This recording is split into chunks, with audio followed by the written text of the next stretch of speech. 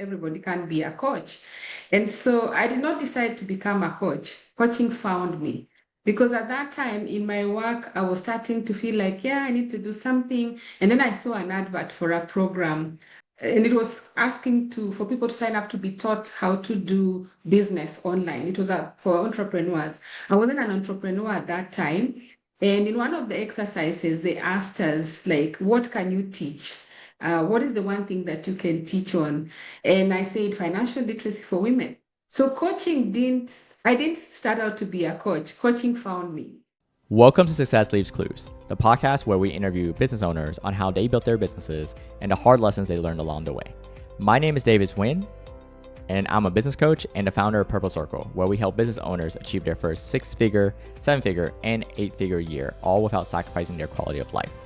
Before becoming a business coach and before founding Purple Circle, I started and scaled several 7- and 8-figure coaching businesses and have been a consultant at several businesses doing over $100 million each, including some that are publicly listed and doing over $1 billion each.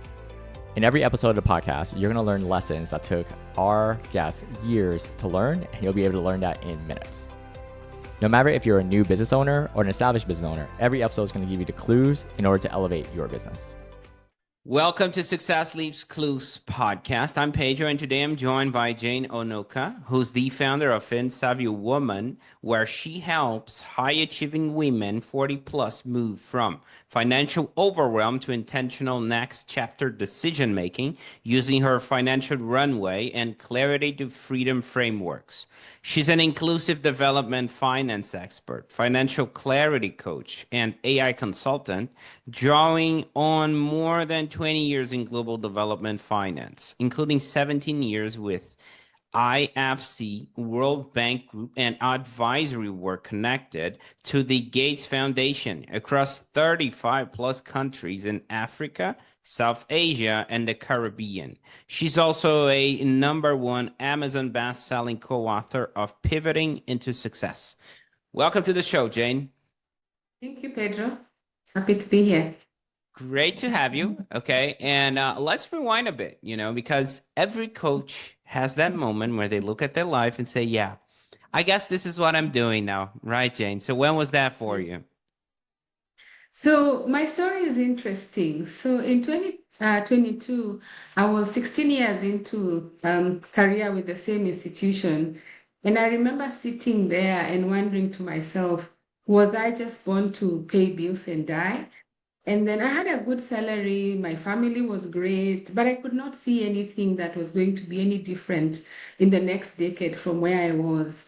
And so the strange part is that at that time I was completely cynical about coaches. Everyone and their grandma, their uncle on social media was saying they were coaches, and I dismissed it all. I was like, everybody can be a coach.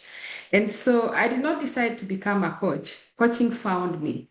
Because at that time in my work, I was starting to feel like, yeah, I need to do something. And then I saw an advert for a program, and it was asking for people to sign up to be taught how to do business online. It was for entrepreneurs. I wasn't an entrepreneur at that time.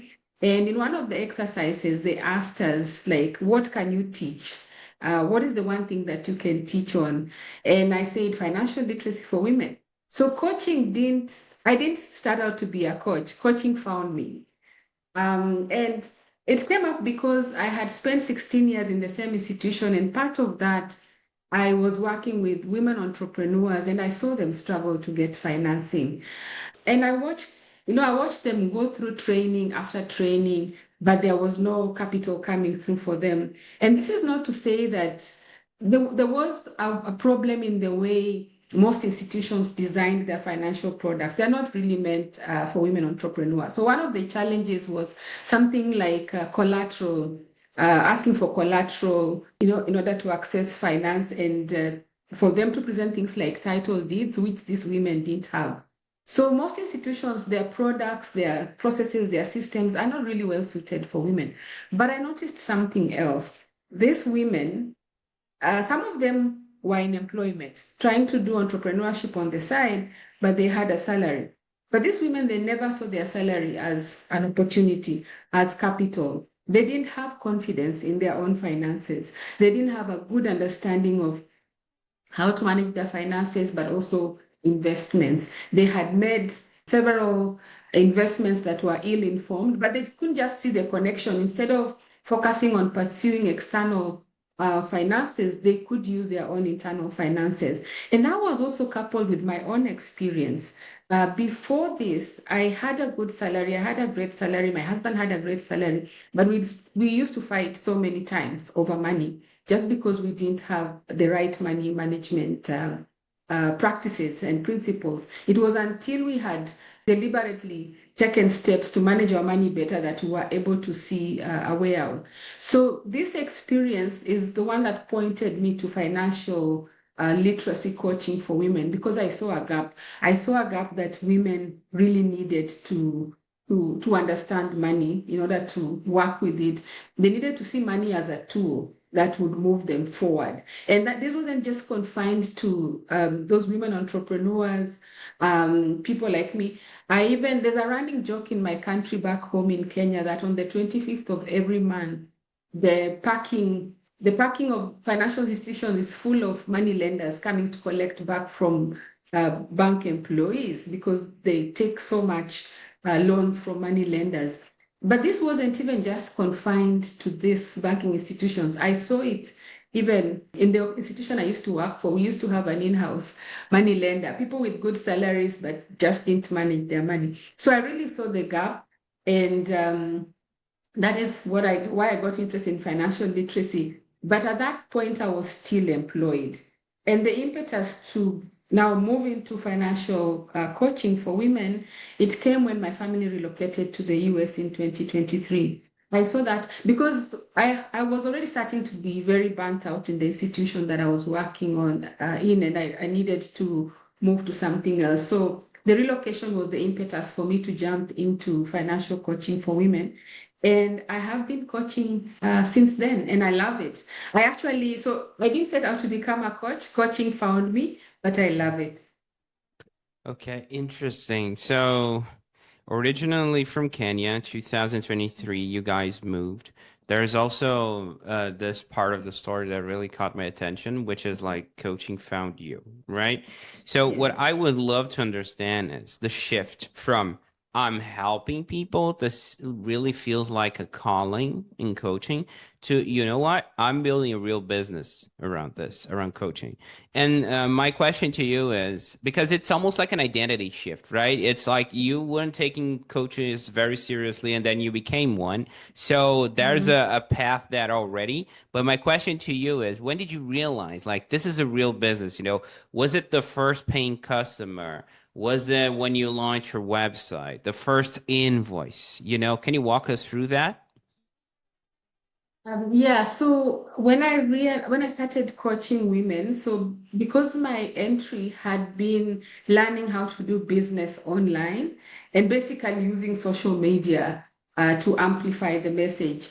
So when I started posting on social media and people would reach out to me, and when I saw my first clients. So the very first, I didn't start by going into money management. The first thing I started coaching on was angel investing because I had gotten excited about angel investing, the impact that it creates, and the opportunity to mentor women. So I thought, oh, this is fascinating. I'm going to teach other women how to do it. And so I started posting on angel investing. I created a lead magnet because that's what I had been taught. And then someone reached out to me and she paid.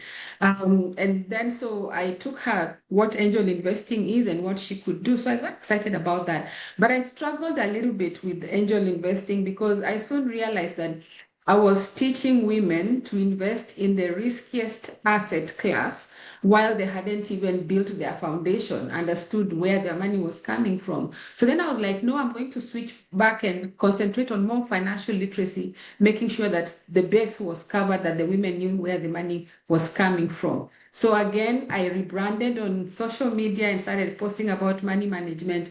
And I got my first two clients. They reached out to me and they paid and I coached them. And one of them was a 27-year-old woman that was actually living in New York. When she came to me, She was looking much older than her age. She had been weighed down by money worries. She had a lot of debt. And after my coaching, she was able to take some of the steps that I had recommended.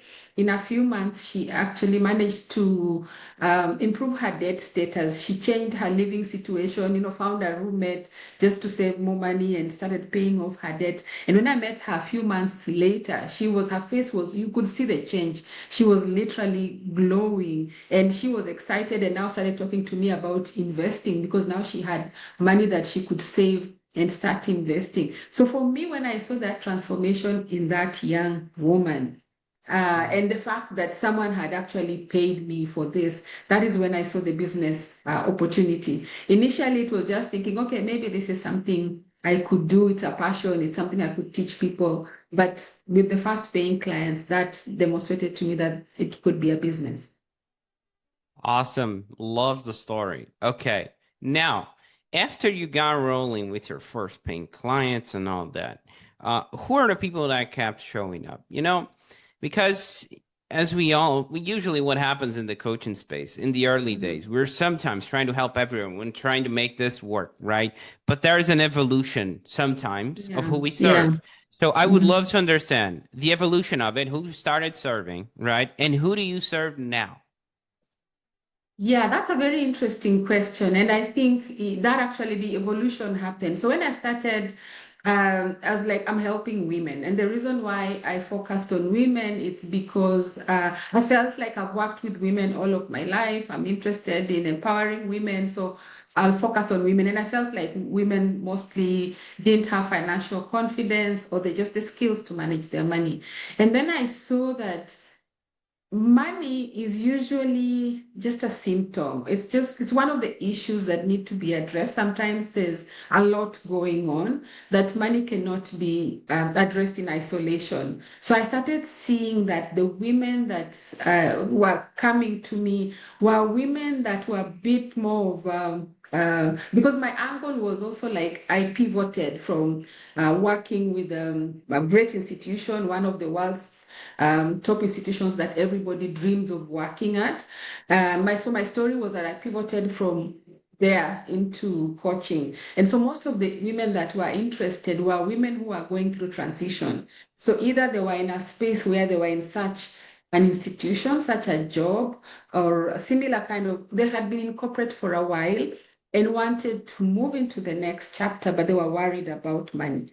And then there was this group of women also who are still in employment. They don't necessarily want to leave, but there's a lot of uncertainty. The job losses happening, changes, especially those women working in the development sector. There's changes in funding cycles and things like that, and there's just a lot of uncertainty. And then there were also women who were mature in their careers and starting to think about the next phase. Like, I want to do more meaningful work. Retirement is not too far away. So how can you help me think through this? So I started seeing more of that woman that is mid-career, has some years behind them. Either they are in a situation where they are thinking about the next chapter, so they want to go there intentionally, or they're in a situation where circumstances are forcing them to think about it.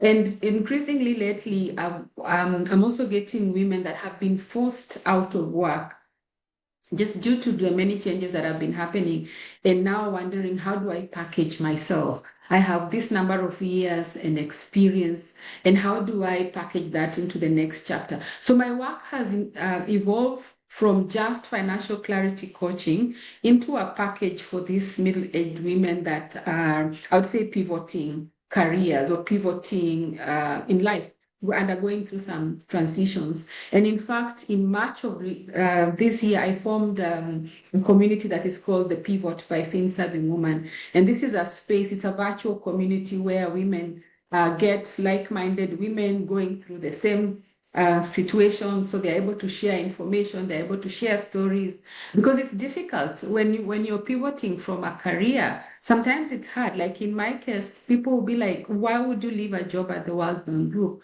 And nobody really understands. And then once you've pivoted, then what next? So in the pivot community, they find peers, they find stories of people who've done it before, But they also find support, financial clarity coaching. Before you pivot, you need to understand your financial runway. You need to understand money. Money is the basis. Money is the foundation. Your money needs to be in order.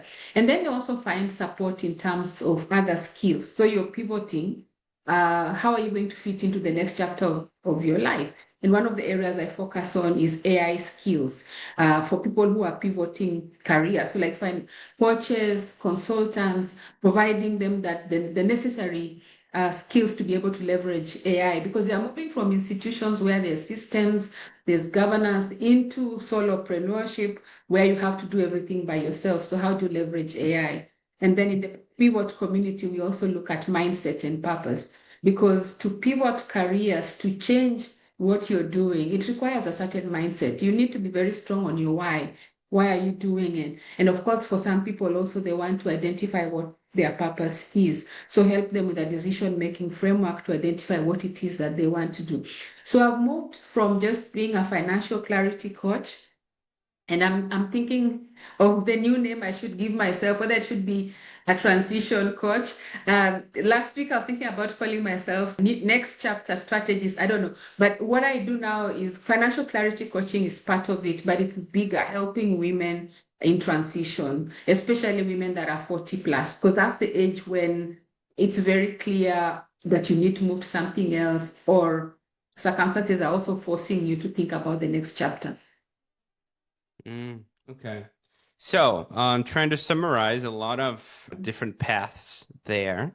But basically, if I had to summarize, it feels like, in a way, you're serving past Jane, right? Which went through a pivot, was like, okay, will I just pay bills and die? It's almost like a transition, and 40 plus. So you're in a way serving past you with different pivots from women. Okay, if I got that right. Yes. Now, Yes. I'd love for us to do a little game of pretend, okay? So let's pretend I have a long distance cousin named Pedra, right? She's your Mm-hmm. avatar. She's going through a transition. So first of all, how would my long distance cousin Pedra be able to find you, okay? Marketing wise. Okay, so I'd call my Pedra, not Pedro, because I serve women. But so Pedro would be able to find me first of all on social media. So I'm on Facebook, a little bit on Instagram, but I'm heavily on LinkedIn. So if Pedra is on any of these platforms, they'll be able to find me. But the other way that she can find me also is through the Pivot community. So since I started the Pivot community, there has been a lot of buzz around it. In fact, a number of the clients I've gotten this year have been through the Pivot community. So people that came to my event in March or see me talking about it on social media, they share with other women. They're like, you should check out this community. You'll get this kind of support. So they're getting that information. And then also, if they do a website search, hopefully my website will show up and then they can get that information. So there's been a bit of social media presence, website, some traffic, but also referrals, people talking to each other. I've also had quite some of my former colleagues come to me, especially because of my posting on LinkedIn. Okay. So, page or whatever, okay, we're able to Mm. find you through your Facebook, Instagram, the Pivot community mentioned, referrals even, or maybe your website, right? Yes, So what you yes, get out there resonated with her. Okay. She's like, I need yes, to talk mhm, with Jane. So yes. she reaches out. Okay. We can speed up the sales process or not. We can say there is alignment, or if you want to add something to that, that's totally fine.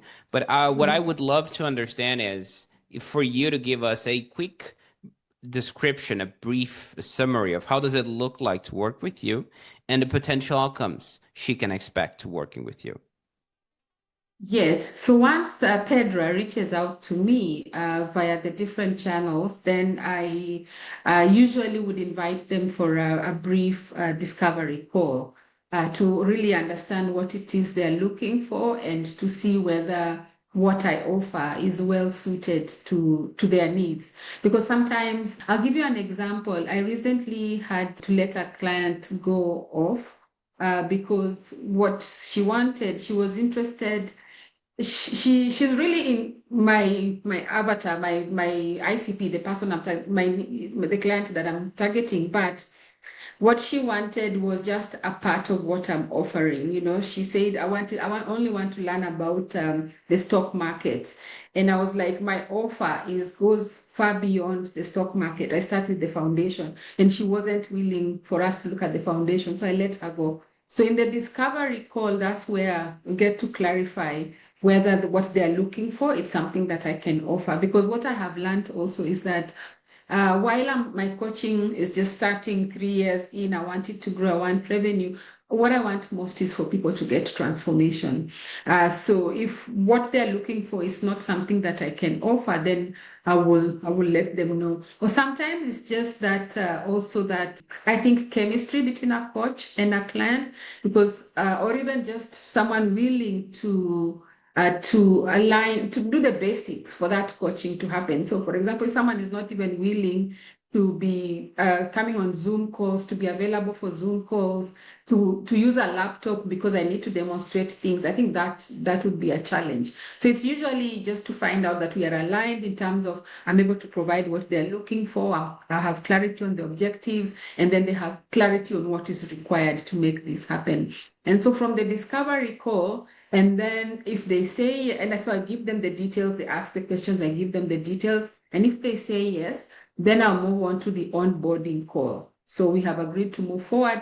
Then we'll have another call to set out everything I will go over the program. It's usually the financial runway coaching is an 8-week program. So we'll go over the program. I will explain what each session is going to cover. I'll explain what will be required from them, because they are also required to provide their information. We're actually working with their information. It is their information that is going to create the transformation they're looking for. So I go over all that, and then we go over the logistics. And then after the onboarding call, then I'll send them the details of how to make the payment, a contract to sign, and then we will kick off the engagement.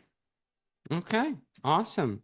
Now, let me ask you this. I'm curious about where you're taking all this, right? About future. Now, looking ahead, where do you see the business going? You're 3 years in the game in the coaching business, right? So are you thinking about scaling, hiring, or is there a next step you're excited about, Jane? Yes, so I'm really excited about scaling. I'm thinking about scaling, particularly with the pivot community. I see interest coming up from women 40 plus. And so I'm seriously thinking about scaling. So I'm thinking about training, having like a network of trained coaches on financial clarity and also on AI, so that I can meet the demand of these women that I project coming through the doors. But there's a step before that. Right now I'm operating as a solopreneur and doing everything on my own. I'm quite stretched. I'm trying to leverage AI, but I still need some more hands on deck to help. One of the areas where I would like to hire in the next few months or even weeks is marketing. I really need help in that, having a wider social media presence, and also that producing content to be able to meet what is required. But one other area that I'm looking at is also, of course, scaling the finances, because it's a kind of chicken and egg situation. You need finances to scale, but you also need to scale to get the finances. I teach people about financial runway on their personal finances, but I'm also building that for my business as I teach people.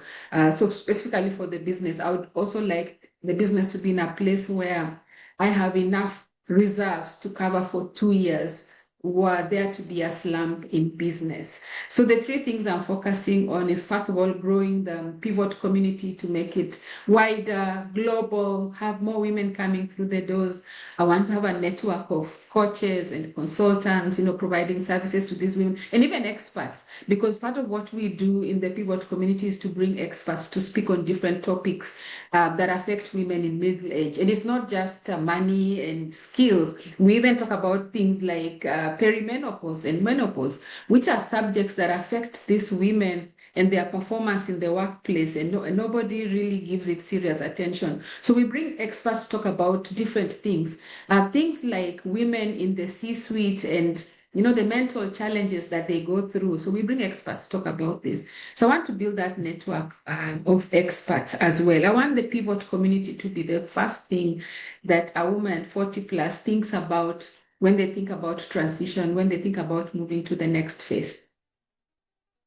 Super interesting. Okay. Now, I would love for us to venture in somewhat of a sci-fi thing I love doing with some guests. Okay. Mhm. Let's pretend we have a time machine in front of us, Jane. Okay. And you can go back 3 years in time from when you started your own business, your coaching business, right? And you can give yourself one piece of business advice you wish you knew back then that you know now, right? What would that Yeah. be? Yeah. So the first thing I would do is that so sometimes there are people who they really want to be a coach, and then they are looking for what they can coach people on. Yeah. So the thing I would do, and I would go back and think about my own experience, like what have I experienced and what do I have a passion for? And that sometimes usually points to the niche that you should, because you can comfortably coach something that you have experienced. Yeah. And then the second thing would be, yeah, and I think that also just speaks to the fact that you can only coach people on something you've experienced. And the second thing is, I would tell myself, don't think about the thing that is fancy and fashionable, the words are catchy. Think about something that is really going to transform people. And that takes me back to my example of the angel investing. Angel investing sounded unique and catchy. And so I started coaching people on that without really thinking, what do people really need? So think about what people really need, but also think about what in your past, what in your experience is there a gap with something that you've experienced that you can really teach people on? I would also just tell myself that it is a process. It is a process, step by step. There's a lot of information available out there on the internet. There's a lot of models and there's a lot of adverts and for courses that you can take, for things that promise to help you in your coaching. Just be very, take your time, be very cautious, because you might spend a lot of money catching this, trying to get all these skills. And some of them are not even necessary. Some of these things online are also scams. So just be very cautious. First of all, really understand what it is you know best so that you can teach it to other people. And then approach carefully, like if you need additional skills. I mean, I'll definitely say invest in coaching, because a coach also needs to be coached, and needs to interact with other coaches, other people in the same situation. So look for relevant masterminds and those kind of things, but be very careful because there are lots of them out there that will come shiny and you think you need it, but they will take a lot of your money. So be very discerning and just take your time to build this up. It's not going to be, you'll see other coaches online marketing and you think that I'm left behind. I also need to do what they're doing. You will feel the pressure. But the most important is for you to build your systems, understand what you're teaching people, take time to build your systems, make sure that whatever you have built creates the transformation that your clients are looking for. That is what is going to scale your business. It is not the fancy things that you're adding on. These other coaches that you see out there that are delivering things that may appear complex, fancy, they've also taken their time to get there. So just give yourself time. You will get there. Don't jump onto the latest trends because you've seen them online. So just take your time. You will get there. Okay, got it. Now, second stop we're gonna have is like you mentioned a brief story at the start in the origin story when we were discussing that. It could be that story, I'm not sure. It could be another. It's basically a moment in time between those 3 years you have your own coaching business that you Mhm. felt so fulfilled that that moment explained why you started this. You know, it's like a fulfilling moment, and it could you could have several, right? But the one is Yeah. top of your head that is like, Yeah. ah, okay, this is the one. What moment would you go to? Yeah, I think I have several moments. So to be honest, every time I coach someone, every time I finish a coaching session, I usually feel so fulfilled. In fact, so many times in the book I wrote, Pivoting into Success, I've mentioned that in the beginning, I would come out of a session and I would run to my husband and say, this is what I'm meant to be doing. But I just get this feeling every time that I coach someone. I get this feeling like this is what I'm meant to be doing, particularly when people come in with different expectations, fears most of the time. Most women will come in fearing that they've messed or they've made bad decisions or they are, very off. And then when we look at their numbers, sometimes they will realize that it is not as bad as you thought, or sometimes they realize that, okay, it is bad, but I have a plan. I now understand, I know where to get. And so just that revelation. I recently started coaching a lady, and she's in the financial space. Actually, she's an MBA holder. She really understands finances, and she has spreadsheets. She keeps all her numbers. But when she joined on my program and we had the first two sessions, and she's like, oh my goodness, I never looked at money this way. So an example was like she has this big, in fact, I've had two recent cases. They have this big pot of savings. And so they feel kind of like, I'm okay. I have my savings.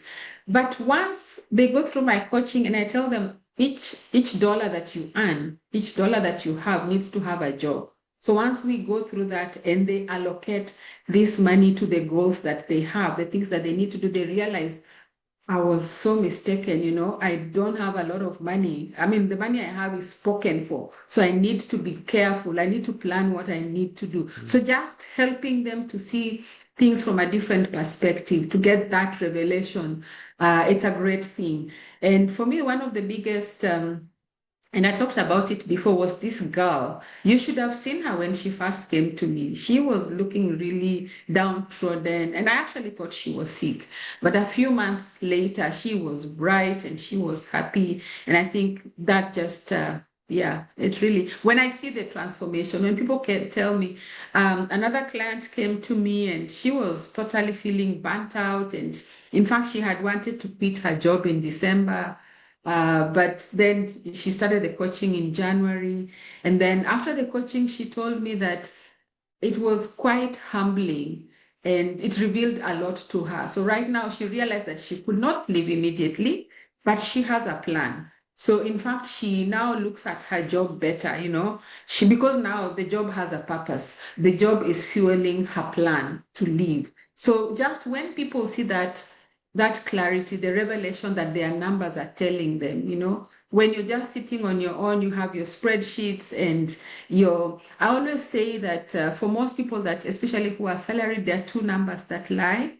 So the first number is your gross salary, whatever you're being told, you're being paid.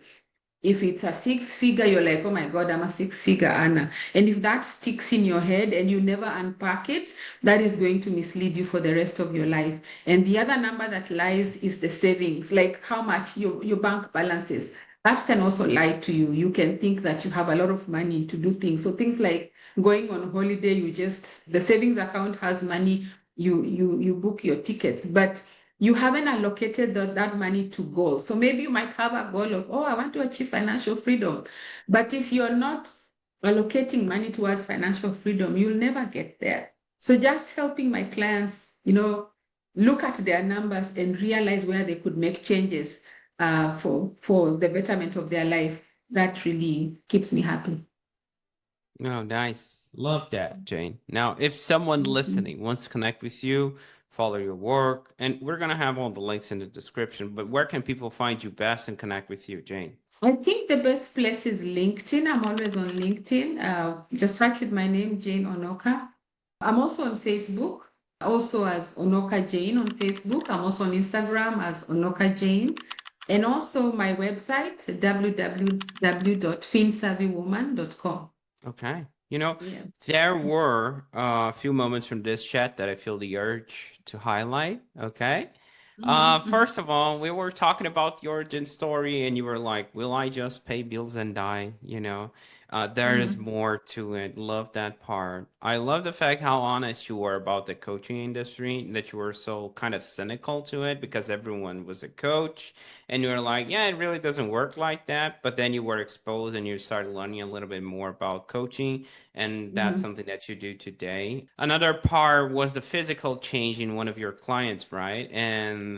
And the overall mindset behind money, right? It's all in the Yeah. head sometimes. Okay, with scarcity mindset and all that. You coming from Kenya, I'm from Brazil, right? Mm-hmm. Developing countries, and I see a lot of people making like I don't want to call the decisions stupid, but sometimes I see people struggling to pay basic bills and having the latest iPhone and financing it through it and taking a bus and getting mugged and all of that. So that Yeah. is one part that really hits home, when we're talking about mindset and money. And at the end of the day, it's education, but at the same time, it's like the fear of not having it and making bad decisions with it.